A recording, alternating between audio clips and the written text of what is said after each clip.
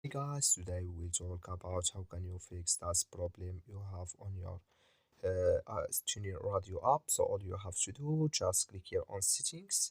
So then it's going to take you to this list here. Then you just go down. You click here on apps.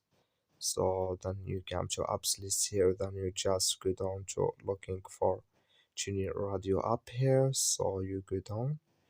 When it's going to show for you, then you click on it. So like this, you click on TuneIn radio and you come to this list. You click here on first stop, then you click on OK, then you go down here, click here on storage.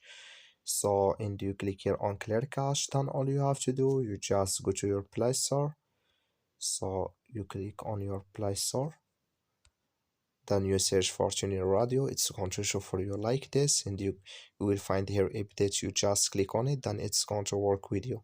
That's all you have to do. Thank you for watching. Don't forget to support us by liking, subscribe.